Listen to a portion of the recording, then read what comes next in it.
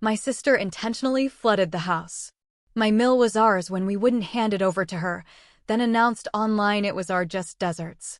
What if the people who were supposed to love you most, the ones you called family, suddenly turned into your worst enemies, trying to destroy everything you hold dear? That's what happened to me. And it all started with a house, a wedding gift, and my sister's insatiable sense of entitlement. My family always had this dynamic. My younger sister, Brittany, was the golden child, the one who could do no wrong. Me? I was the responsible one, the backup plan, the one expected to pick up the pieces. For years, I just accepted it. But I finally drew a line, built my own career, and married the woman of my dreams, Chloe. I thought I was free from their expectations, free to live my own life. Boy, was I wrong. They had other, much darker plans. 8 months ago, I married Chloe, a woman from a world completely different from mine. Her mother, Eleanor, came from old money. She made million-dollar decisions without ever raising her voice. My parents, David and Sarah, were solidly middle class. And Brittany? She never faced a single consequence for anything in her life. I was the one who got good grades, worked my way through college. Brittany was the fun one. I eventually became a commercial real estate appraiser, good money, steady work. I built my career from scratch. When Chloe and I got engaged, Eleanor treated me like family immediately. No tests, no proving myself, just genuine respect from day one. Our wedding was at Eleanor's sprawling estate, a beautiful, elegant affair with about 100 guests. During the reception, Eleanor pulled Chloe and me aside, her eyes twinkling. She handed us a set of keys and an envelope. Inside were documents for a gorgeous Victorian house in the historic district. 3 bedrooms, original hardwood floors, stained glass windows, a wraparound porch, the kind of place worth nearly $700,000 that you dream about but never think you'll actually get. I tried to refuse, my mouth practically on the floor. Eleanor just smiled, shutting me down immediately. Every couple needs a proper home to start their marriage. The property stays within the family trust, but you have full lifetime use rights and control.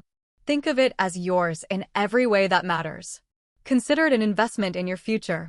Chloe and I had been saving for 4 years, just to afford a down payment on some basic starter house. This changed everything. My parents, David and Sarah, seemed genuinely happy at the reception. Sarah kept gushing about how blessed we were, and David shook Eleanor's hand so many times it almost got awkward. Brittany, my maid of honor, seemed excited, but I remember her asking way too many specific questions about property values and square footage. A subtle red flag I completely missed. For 2 weeks, life was perfect.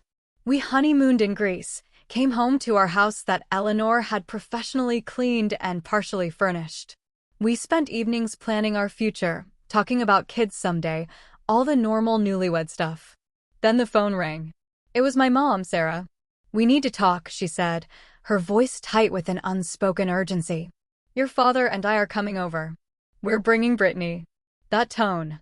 I knew immediately something was wrong. "When?" I asked, my heart sinking. "Tonight. We'll be there in an hour." They arrived like it was an intervention. All 3 of them. A strange, almost rehearsed energy filled the room. David sat down heavily. "We've been thinking about your situation here." "What situation?" I asked, confused. Brittany cut in, gesturing around the living room like she was already measuring for furniture. "This house. It's really nice. Really, really nice." Chloe just said, "Thanks," her voice flat, devoid of any warmth. Then Sarah leaned forward, her face etched with that concerned mother look I knew so well from childhood. "Brittany's lease is up next month, and she's having trouble finding something she can afford." My stomach dropped. I knew exactly where this was going. "The thing is," David continued, his voice calm, rational, "Brittany really needs a place to live, and you 2 have this big house. It seems like the obvious solution." Chloe spoke before I could, her voice firm. "We can help her look for an apartment, but this is our home." Brittany's eyes went cold, a venomous glint appearing. "See, that's exactly the attitude. Some people get everything handed to them and suddenly think they're better than everyone." I felt my jaw tighten. "Brittany, you're out of line." Sarah cut me off, her voice sharp. Give this house to your sister immediately. She needs it more than you selfish people do. Some ungrateful people just don't deserve nice things from others. Those words hit me like a physical punch to the gut. For a second, I felt it. That old conditioning. The voice in my head that said, be reasonable. That said, family comes first. That said, maybe they had a point. I'd spent my whole childhood being the responsible one. The one who made sacrifices. The one who did the right thing. And for just a moment, I almost apologized. Then I looked at Chloe, saw the disbelief in her eyes, remembered Eleanor's kindness, thought about the home we'd been building together. And I laughed. It wasn't a friendly laugh. It was a harsh, disbelieving bark. You're serious right now? David nodded like this was the most reasonable thing in the world. Real family members help each other out. Brittany is struggling and you're sitting pretty in a house you didn't even work for. Brittany smirked, completely unapologetic. Stop being a nuisance and just do as we say. It's not like you earned this. Your rich mother-in-law handed it to you on a silver platter. Chloe stood up, her posture rigid, her voice icy. With all due respect, which at this point is none, my mother gave this house to us. Not to you, not to your daughter. To us as a wedding gift, which means it's not up for discussion. Sarah's face went scarlet. So now you think you're too good for family? No, I said calmly. I think you're delusional if you believe we're handing over a $700,000 house because Brittany can't be bothered to work full-time. She works hard. David snapped. She works part-time at a boutique by choice, I shot back, my voice rising. She turned down a management position last month because it would interfere with her social life. Don't you dare judge my choices, Brittany cried. I'm not judging. I'm stating facts. You don't get to coast through life and then demand I solve your problems. For 2 agonizing hours, they kept pushing. Every manipulation tactic in the book. Accusations of selfishness, threats to cut contact, reminders of every sacrifice they'd supposedly made for me. Brittany just sat there with that entitled expression, occasionally adding comments about how she'd redecorate our home. Finally, Chloe had enough. Get out. Sarah looked genuinely shocked. Excuse me. You heard her, I said, my voice low and dangerous. Get out of our house now. David started to argue, but Chloe walked to the front door and opened it wide. Leave, before I call the police and have you escorted off property that doesn't belong to you. Brittany actually laughed, a cold, derisive sound. Fine, but don't come crying to us when your fancy new family gets tired of you and kicks you to the curb. That was the last straw. I stood up, my gaze sweeping over all 3 of them. Let me make something crystal clear. You will never step foot in this house again. You will never contact us about this house again. And if you try, you'll find out exactly how fast I can make your lives very uncomfortable. Now get out. After they left, Chloe looked at me, her eyes filled with a mix of anger and concern. You okay? Yeah, I said, but this isn't over. She nodded. I know. And she was right. Within 24 hours, they launched a full-scale harassment campaign. Calls before 7 a.m., texts past midnight, non-stop guilt trips. Sarah sent messages about Brittany crying herself to sleep. David warned I was choosing consequences. And Brittany spammed screenshots of overpriced studios with captions about suffering while I lived in a mansion. Social media became a battlefield. Brittany posted quotes about fake family, photos of cramped apartments, polls asking whether money changes people. Her friends piled on. At church, Sarah painted herself as the devastated mother of an ungrateful son. David even visited my office twice, trying to convince my boss I was unstable. They twisted everything, claiming I'd married for money, forgotten my roots, abandoned my sister, never a word about them demanding our house or calling us selfish.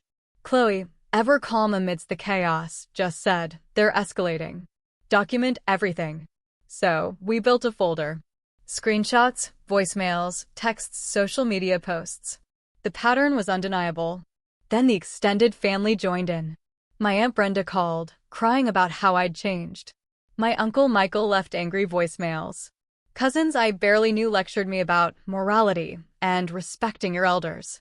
Every conversation followed the same script: disappointment, guilt, then anger when I wouldn't cave.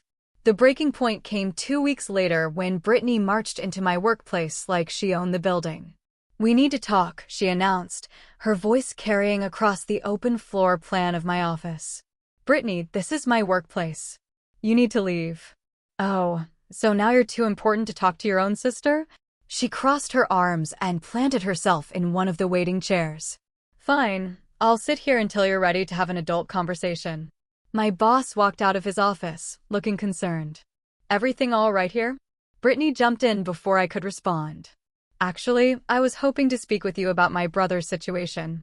He's been having some family issues that are affecting his judgment." My stomach dropped. "Brittany, leave now. Did you know his new family gave him a house worth almost $700,000? She practically shouted, loud enough for everyone in the office to hear clearly. Just handed it to him like it was nothing.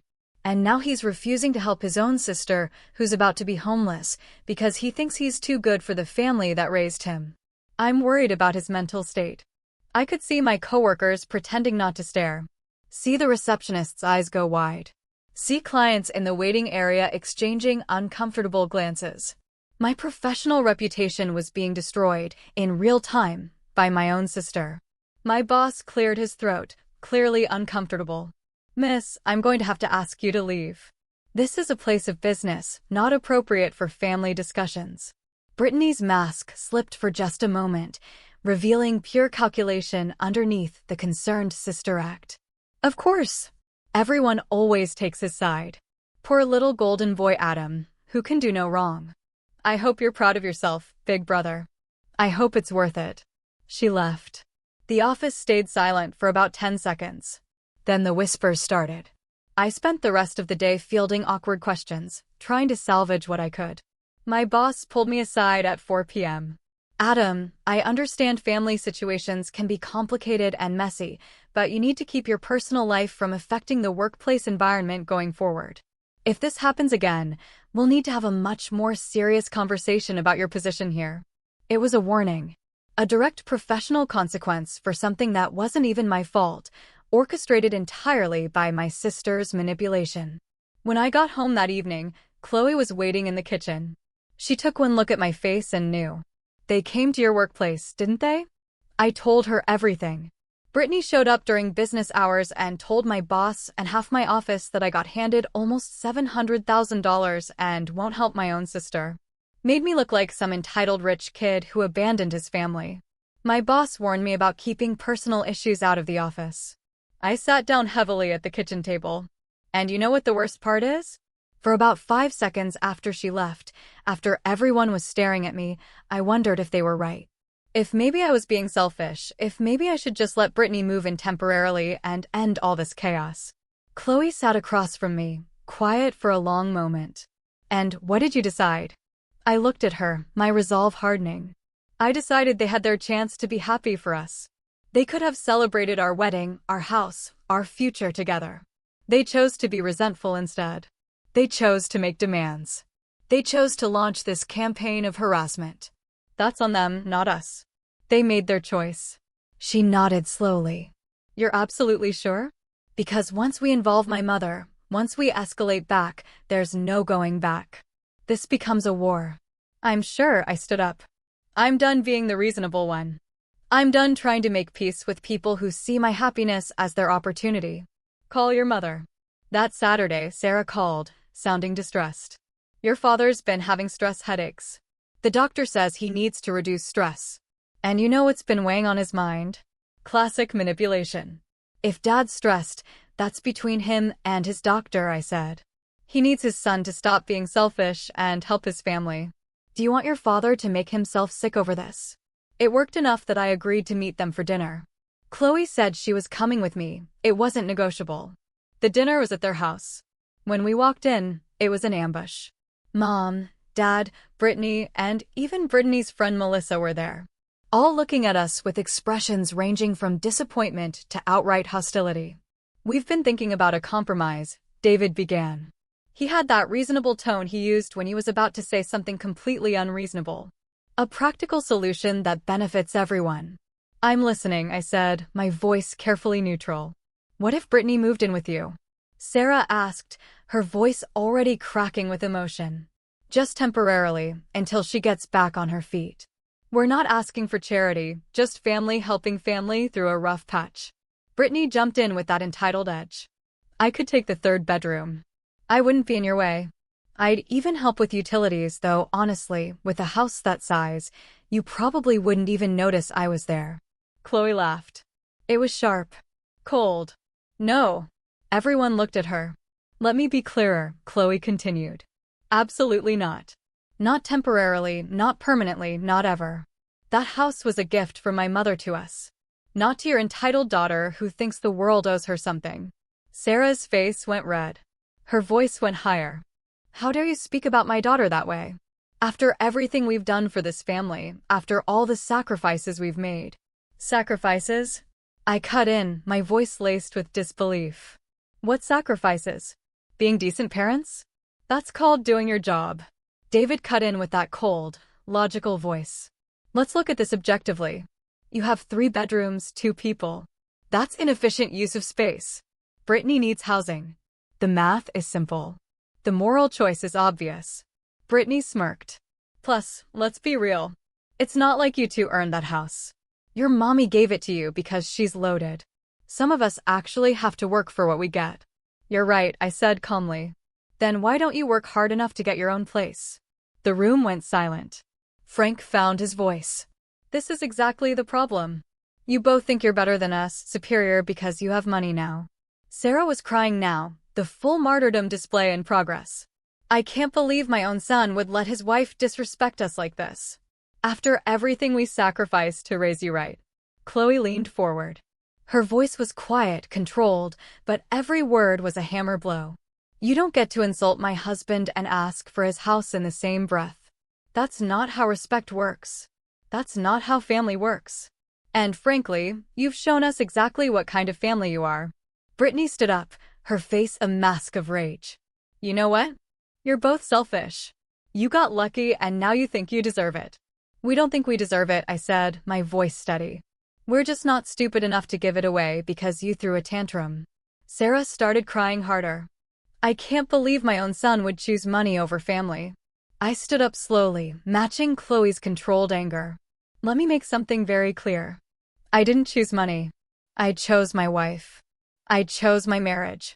I chose the life we're building together. You're the ones who decided that wasn't good enough.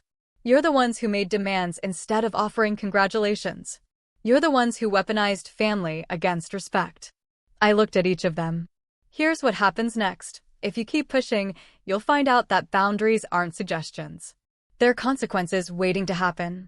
That's the only choice I'm giving you. We left after that. Chloe drove because I was too angry to focus.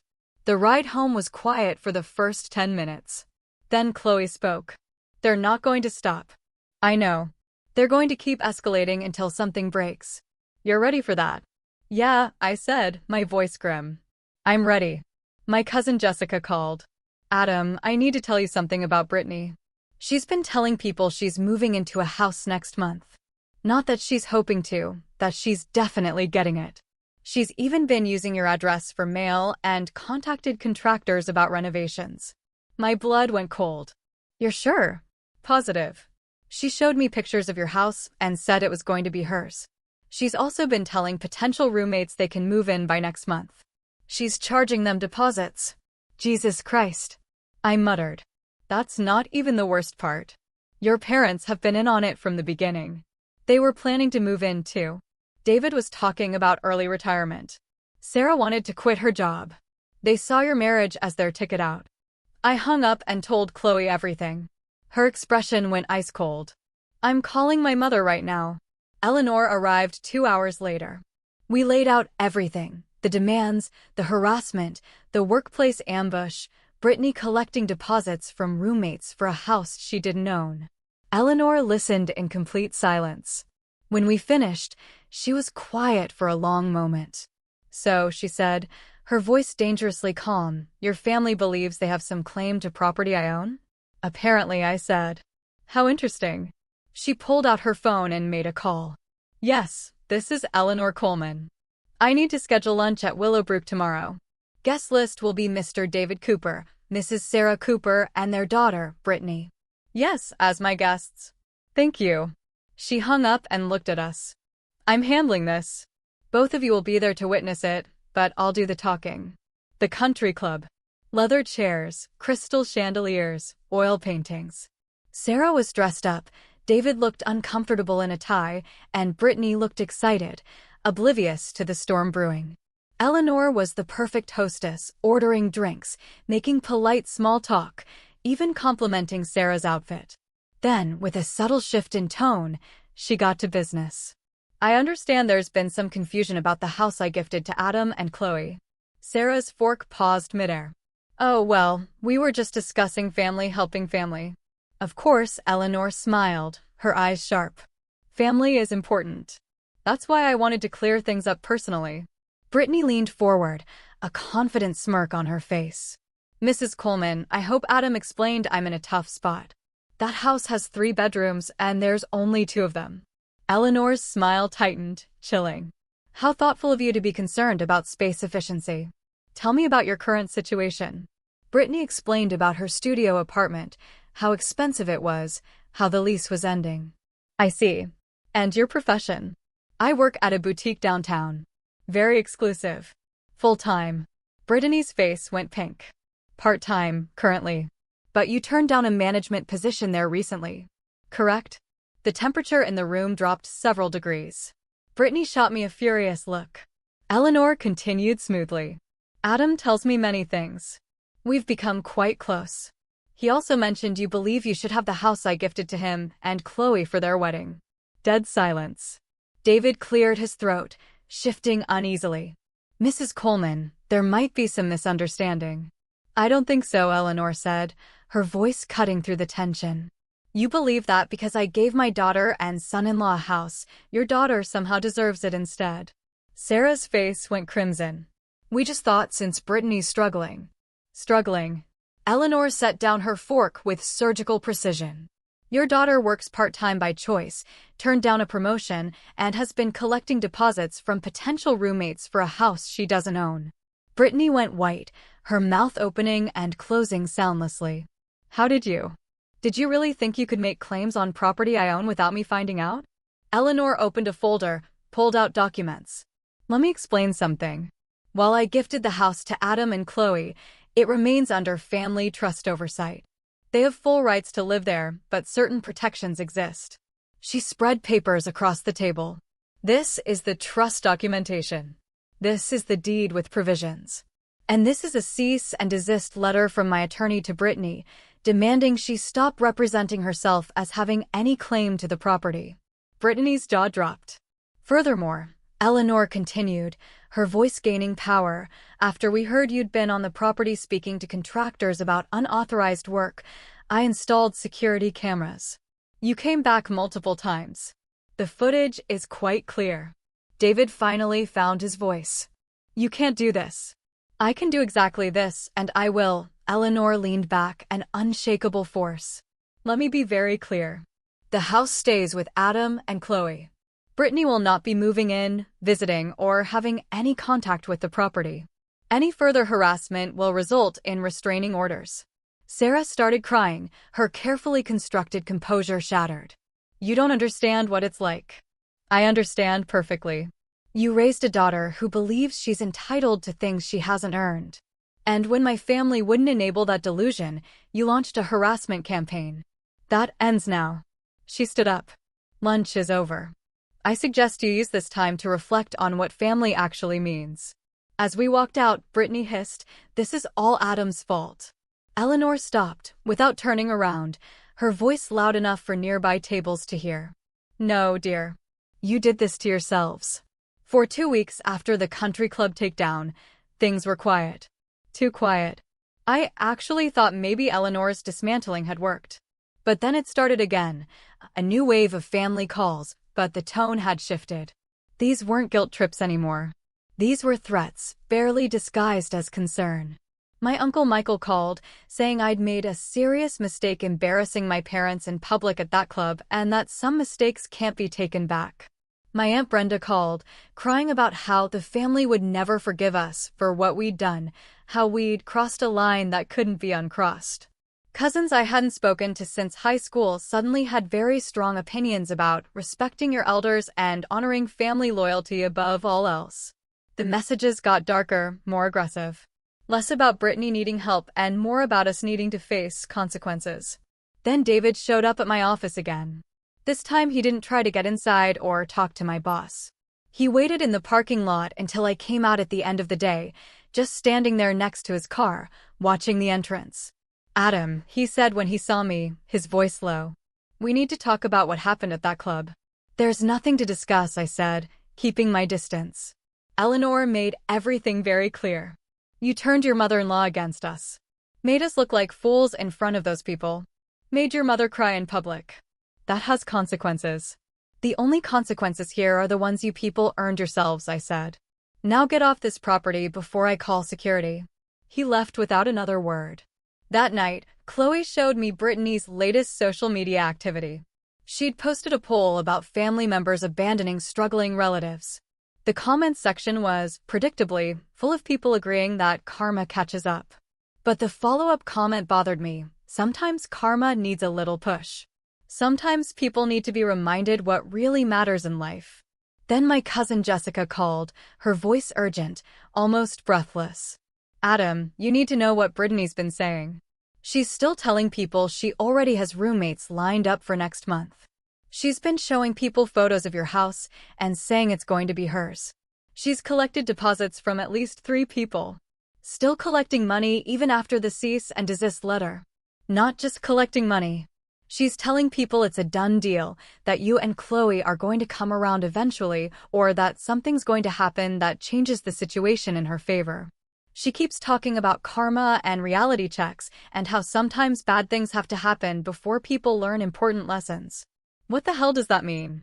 "I don't know," Jessica said, her voice dropping. "But Adam, she sounds completely unhinged. Like she's genuinely convinced herself this house is already hers somehow. Like she's just waiting for something specific to happen. It's creepy." After I hung up, I told Chloe everything. Her face, usually so composed, tightened with worry. She called Eleanor immediately. "We need to increase security," Eleanor said, her voice firm. "I'm having my team install additional cameras tomorrow. Every angle, every entrance, and I'm arranging for regular drive-bys. If your sister comes near that property again, I want evidence." "You really think they'll actually try something?" I asked, a cold dread seeping in. "I think desperate people do unpredictable things. Better to be prepared." For 3 more weeks, nothing happened. The security drive-bys showed no unusual activity. The cameras caught nothing beyond neighbors walking dogs and delivery drivers. Work went back to normal. Life settled into a routine. We almost let ourselves relax. Almost convinced ourselves the worst was over. Then Chloe's father called with an invitation to his cabin upstate for a long weekend. A chance to decompress and get away from the family drama. We left on a Friday evening. The house was locked up tight. Security system armed, cameras recording. We'd be back Sunday evening. Everything would be fine. We got back Sunday evening around 8 p.m. The street was quiet, normal. Everything looked fine from outside. I unlocked the front door and immediately knew something was wrong. The smell hit first. Damp. Musty. Wrong. Then I saw the floor. The beautiful original hardwood was warped, buckling in places. Water stains everywhere. "Chloe," I said quietly, my voice barely a whisper. "Don't come in yet." But she was already beside me. Oh my God. We walked through the first floor in complete shock. The living room ceiling had partially collapsed. Water damage across every wall. The stained glass windows were intact, but the wooden frames were swollen and rotting. The kitchen floor was completely destroyed. Tiles cracked and lifted. Our furniture was soaked and ruined. Photos we'd framed from our wedding were water-stained and warped. Keepsakes from our honeymoon, destroyed. The dining room was the worst.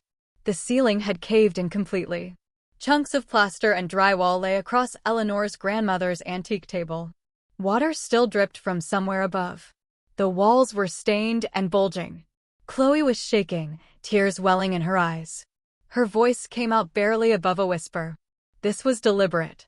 I pulled out my phone and called Eleanor, then the police, then our insurance.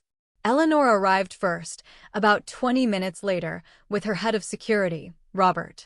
They walked through the damage in silence, Robert taking photos and notes. How bad? I asked, my voice hoarse. Robert answered, his expression grim. Structural damage. Water's been running for at least 36 hours, maybe longer. This wasn't a burst pipe or failed water heater. Someone did this deliberately. How can you tell? He pointed to the basement door. We'd walked right past it in our shock. Forced entry.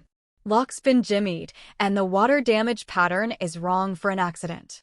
This was sabotage. How did they get in without triggering the alarm? I asked, my mind racing.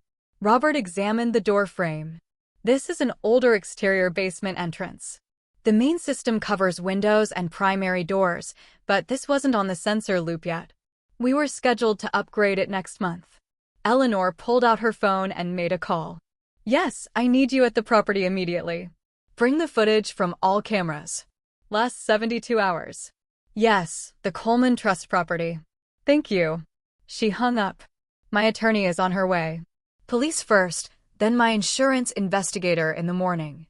Don't touch anything else. This is a crime scene now. The police arrived within 30 minutes. They documented everything, took statements, photographed the forced entry. One officer looked at the damage and shook his head. This wasn't random. Whoever did this had a plan. The insurance investigator arrived early the next morning. He photographed everything, documented the forced basement door, took notes on the damage patterns. Then Robert returned with a laptop. He pulled up the camera footage, and we all watched. Brittany's car appeared on the front camera at 1:53 a.m. Saturday morning. She sat there for 8 minutes, just sitting in the car staring at the house. Then she drove away. That's not proof, the investigator said. But it's very interesting timing. There's more, Robert said. He pulled up another camera angle. The back camera caught someone moving along the side of the house toward the basement entrance at 2:14 a.m. Too dark to see a face, but the build and gait matched Brittany from other footage we have. The investigator leaned forward. The security company can confirm the basement entrance was breached between 2 a.m. and 2:30 a.m. Saturday. Still circumstantial, Eleanor's attorney said, but building a pattern. Then my phone rang. It was Jessica. Adam, I need to tell you something right now. Brittany called me yesterday, drunk and bragging. She said, and I'm quoting, sometimes karma needs a push.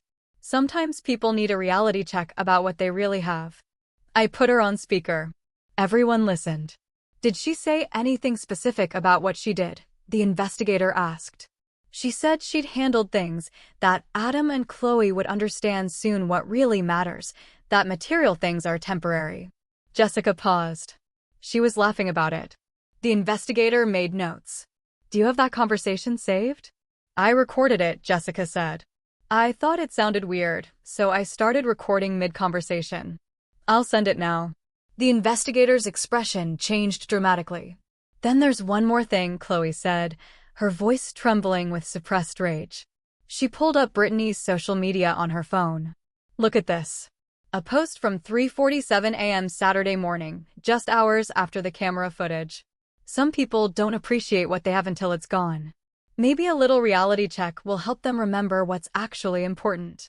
The investigator took screenshots. His whole demeanor had shifted. This isn't circumstantial anymore. This is a pattern of evidence. The post, the audio confession to a family member, the camera footage, the forced entry. I'm recommending a full criminal investigation. He looked at us, his gaze unwavering. I'm very sorry this happened, but whoever did this made several mistakes, and that means consequences. The police got involved within hours once they reviewed all the evidence. The detective who took our statement had seen cases like this before, family disputes that escalated into property crimes. The evidence package was overwhelming. Each piece alone was circumstantial. Together, they were damning. The detective called 2 days later. We're filing charges. Felony property damage with evidence of premeditation. Given the property value and the extent of damage, this is serious. How serious? I asked, my heart pounding. If convicted, 2 to 5 years potentially. But most cases like this plea out. The evidence is strong enough that her attorney will recommend a deal. Eleanor's attorney moved just as fast. She filed for restraining orders against all three of them, Brittany for the crime itself and David and Sarah for enabling and encouraging the behavior pattern. Their names had appeared on those contractor calls. Their continued harassment, even after legal warnings, clearly showed a pattern. The insurance estimated damages at $220,000 for repairs that covered structural work, water damage remediation, complete floor replacement, ceiling reconstruction, electrical inspection, and mold prevention. The trust property meant Eleanor's commercial insurance would handle most of it, but the deductible was $35,000. Eleanor paid it without hesitation. "This is what family does," she said simply. "Protects each other." The repairs took 4 months. For months of living in a corporate rental that Eleanor arranged. For months of watching our home get rebuilt from the inside out. For months of dealing with investigators, insurance adjusters, contractors, and legal proceedings. David and Sarah tried to call once 2 weeks after the charges were filed. Eleanor's attorney shut that down with an updated cease and desist that included clauses about third-party contact and social media monitoring. When they tried to reach out through extended family, those relatives received similar letters. Brittany fought the charges for about 3 weeks. Then her public defender sat down with her and showed her the evidence file. The camera timestamps, the audio recording, the social media post, the forced entry, the pattern of harassment and entitlement. He told her the DA had a 97% conviction rate on cases this solid. That if she went to trial and lost, she'd face maximum sentencing. That the plea offer on the table was as good as it would get.